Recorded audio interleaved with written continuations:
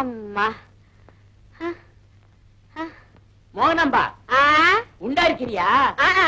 என்கிட்ட சொல்லவே இல்லையே. உங்ககிட்ட ஏன் சொல்லணும்? என் புருஷன்கிட்ட இல்ல சொல்லணும். இவ்வளவு பெரிய வயித்தை வச்சுக்கிட்டு எப்படி மாவரைக்கிற? இறக்கி வச்சுட்டு தான் அரைப்பேன். வைத்தியா? வைத்தியா? ஆட்டுக்கல்லதான் மடைய திங்க சொன்னா பொத்தல எண்ணிக்கிட்டு இருக்கீங்க. அது இல்ல, போன மாசம் கடையும் காலியா இருந்தது, வயிறும் காலியா இருந்தது. இந்த மாசம் கடையும் ரொம்பி போயிருக்கு, வயிறும் ரொம்பி போயிருக்கு. எப்படி?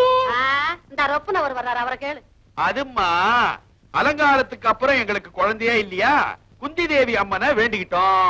அவங்களுக்கு தானே நினைப்பிலேயே பஞ்ச பாண்டவங்க பிறந்தாங்க. அதெல்லாம் உங்களுக்கு எதுக்கு? சாப்பிட்டுட்டு கல்லா கட்டிட்டு இடத்த காலி பண்ணுங்க. வந்துட்டீங்க ஹோட்டலுக்கு, நல்லா வந்துட்டீங்க ஹோட்டலுக்கு. மண்ணெண்ண வாங்க கூட எங்க ஆத்தா என்ன கடைக்கு அனுப்பாது. என் தலை எழுத்து பந்துல இருந்து சாராயத்தை ஊத்த வேண்டியது இருக்கு. அடியே அடி அடி நல்ல கட்டுது. பந்து அடிக்கிற எடி எடி எடி. பந்து விளையாடுறியா? பந்து அடிச்சன்னா இங்க வந்து வேடிக்கை பார்க்காதுன்னு சொல்லிருக்கல உன்ன. முன்கடைய மூடியாச்சு, பின்கடைய திறக்க வேண்டியதுதான். நல்லா திறந்த. நான் பிறந்த பிறப்புக்கு உன்னை கட்டிக்கிட்டு அல்லாடுறேன். பழனியில எங்க ஆத்தா சந்தனம் விக்குது, நான் இங்க சாராயம் விக்கிறேன். என்னடி ரொம்ப அலட்டிக்கிற? மதுரை வீரன் சாமி கூட தான் சாராயத்தையும் சுருட்டையும் வச்சு படைக்கிறாங்க. இதுவும் ஒரு புண்ணியம் தான். சாராயம் விக்கிறது புண்ணியம். நீ என்ன செய்வ? நீ பாட்டுக்கு இந்த மாதிரி இழுச்சுக்கிட்டு இங்க உட்காந்துரு.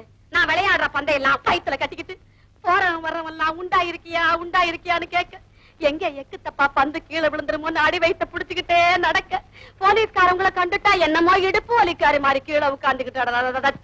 அட கம்பெனி, இங்க வரவன் போறவனுக்கெல்லாம் நாய்க்கு சொல்லு வடிற மாதிரி வடிது. அதெல்லாம் நான் தொடச்சு விடுறேன். அது என் விதி. கண்ணு என்ன நான் என்ன சொல்றேன், இதெல்லாம் வித்து ஒரு 4 காசு சேரட்டும். லொடுக்குன்னு பட்டத்துக்கு ஜம்ப் ஆயிடும்.